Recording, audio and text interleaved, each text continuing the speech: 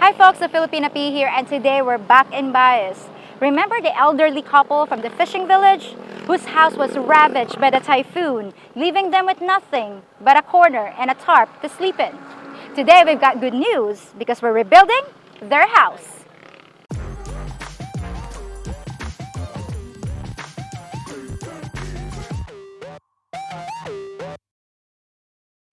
Alright, first we have to grab the supplies. We're now here at the hardware and let's see what they've got. I was able to find all the necessary building materials, and I even hired a 5-man crew to do the construction. Alright folks, so I have paid for the materials. I hired a trike driver to pick up the supplies, and now let's go see Nanay and tell her the surprise. When I got to the fishing village, signs of the typhoon were still everywhere. Recovery was gonna take a while. But the residents were trying their best to begin the rebuilding process and cover the holes in the roofs, even as some of their neighbors' houses have been wiped from the face of the earth. Lonely walkways that used to lead to a home now led nowhere. As I made my way down the road, I passed what was left of the old man's fishing boat. The typhoon had ripped the bow clean off, depriving him of any way to make a living or to feed his wife. But as I approached the wreckage of the elderly couple's home, I was excited by the wonderful news I was about to share.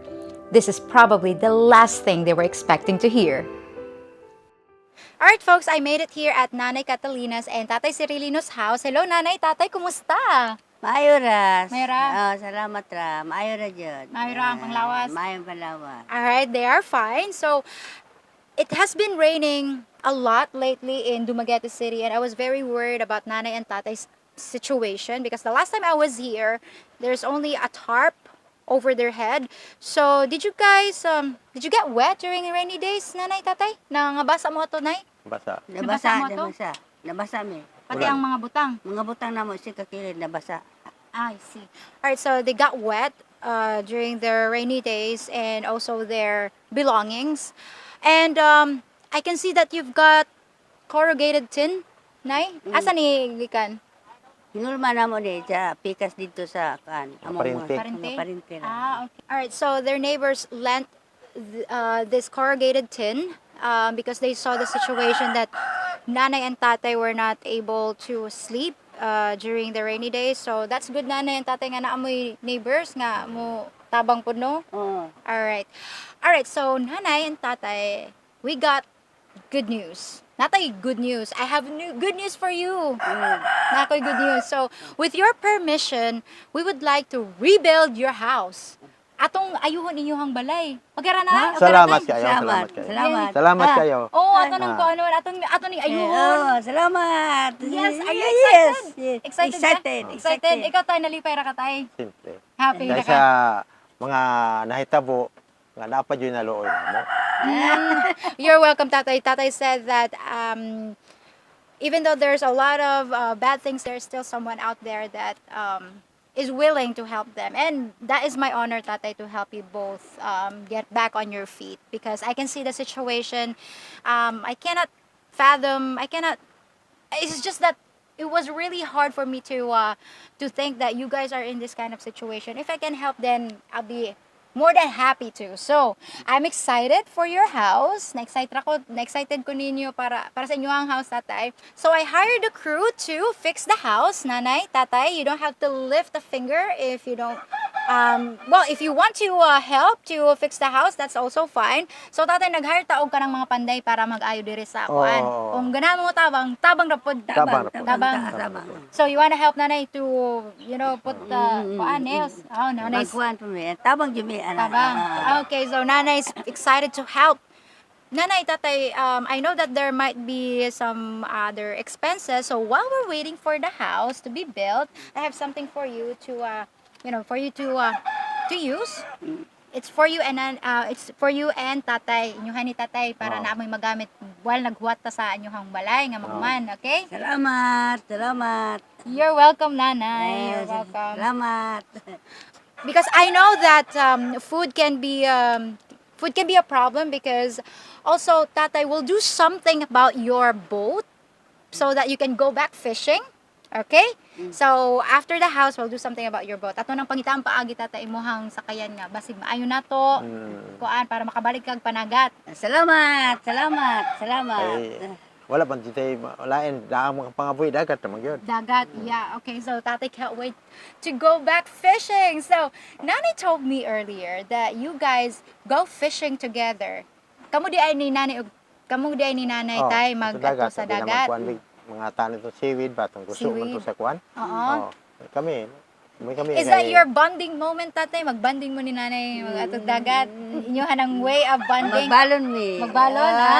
It's like a date. It's like a date. So, how many years have you been married together, Nanay? Pila na mo katuig na kuan magkauban ni tatay? Sugid tay Livin. Sugita no ibina? 59. 59? 59 years. They've been together for 59 years. So, if this is your 59th year anniversary, you guys been married since 1963? As in 1963? Oh my God. So, tatay, nanay, what's the secret to a happy marriage? Unsay sikreto sa happy nga pagpuyo? Umukuan. Tatay is smiling. Sekreto? Oh, unsay sikreto, nanay? Pag minahalay. Love. How about ko, anay? Magsinabtanay, istorya, communication. Nay mga saad. Saan? Ay ang sinaaray saad ug panumpa nga dili hikalimtan hantud sa laing kinabuhi din dito wala nay katapusan. Tatay said you have to keep your promises, not just in this life but even after life. Wow, Nana, you're so lucky to have tatay.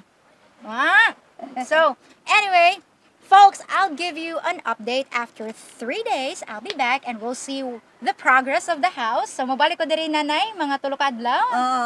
So, I'll see you then.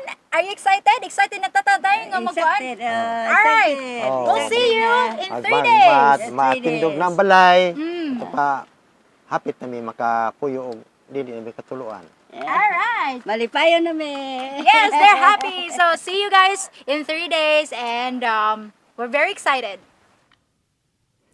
Because the village is inaccessible by any vehicle other than a motorbike, each piece of the building supplies had to be hand-carried down a narrow path to the construction site. Yes, we're low-tech, but we get the job done. So let's let the crew do their thing, and we'll come back to see the finished product. This is exciting. 3 days later. So I hope I'm about to visit some happy people. Let's go check out the new house and see if it's just what the couple needed to get back on track. So, nanay and tatay, kumusta? Kumusta? Okay ra mo? Okay ra, Okay ra? salamat. Na-happy Maayo na mo? na jud kayo. Nanay is very happy with their new house. So, tatay, did you help rebuilding the house, tatay? Did you help with some carpentry? Ni tabang baka og pamukpok-mukpok niya? Sige gama, Sige gama. Kuan, lantaw ug naay sayo usbon gabi na. Wala ni adlaw, duk-duk pa. Dok-dok gyapon. So tatay said he was supervising everything, making sure that everything is in order. And even though the sun is down already, they are still working on the house. So they worked overtime. So how about you, nanay? Nitabang ba ka? Did you help rebuilding the house? Nitabang ka nila? Tabang. Nanay is also on it. Unsa man ka? What did you do? Magkuan, magtunod-tunod kung sa mga kulangan nila diya. Okay. Nanay helped tatay to, giving him the tools and stuff. Wow. Nanay's very supportive. So, did you guys enjoy working together, rebuilding your house? Na-enjoy ra ba mo tay nga kamong duha ni nanay ang nagtinabangay katong ayo yan ninyong balay? Siyempre. Siyempre. Karon pagdali nga kami makaayo nagpuyo. Malipayon jud mi kayo karong panahon na nagtabang-tabang. makayon kong naluwas na jud. Naluwas na. Sa mga kalisod. Finally, they're safe. They can sleep better. They have a roof. They can't get wet anymore during rainy days. So, and on top of that, Nana and Tatay were enjoying the time rebuilding the house because it's like a bonding time. Is it like bonding ninyo, Nay, Tay? Banding kayo. Banding mo. Sweet. They're very sweet. All right. So, Tatay, you need a boat for, for livelihood. So the last time I was here, I told you that we're going to do something about your boat. All right.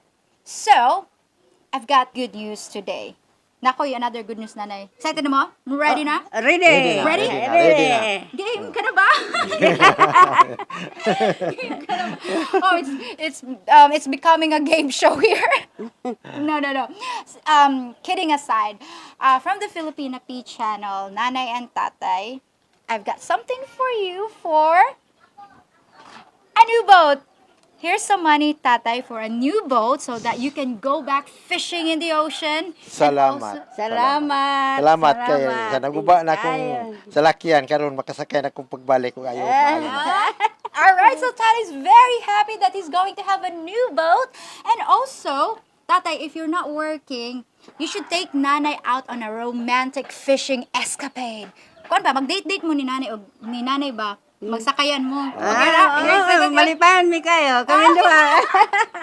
So, Nanay's looking forward to that. So, Tatay, don't forget, when you guys go out fishing, what do you usually talk about? Kung magbalon mo, Nanay at Tatay, unsa inyo hang kasagaran istoryahan? Ay, Mga kaagi ninyo? kaagay, malipayon jud mi kayo. Pangabuhi o Pangabuhi na mo. Nga mabuhi mi. mga kaagis nga noong araw. Nung araw.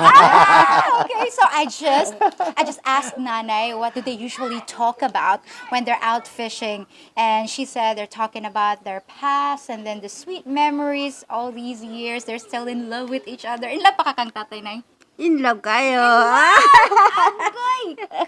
Kasweet. How about you, Tatay? Are you still in love with Nanay? After all these years, in love na jaban nga, Nanay? Siyempre. It's a big fat yes. All right. A new house, a new boat, and a new year. Happy New Year sa atong tanan. Salamat. I'm very happy that I'm part of this journey, Nanay and Tatay. We're gonna give you a house tour in just a bit. All right. So let's stop right here. So, Nanay, what are your plans in this area? Ano sa inyo ang plano dire? Utangan niyo kuan? Salugan. Amon salugan. They're planning to make this area an outside living space. So, maybe during the sunset, they can have coffee here. Magkapira mo dire ni Tatay? Oo. Magkapi-kapi sila? Magkape, dahil maglingkod-lingkod. Lingkod. Okay, so let's go in. By the way, guys, the material used in this house is cocoa lumber, plywood, and corrugated tin.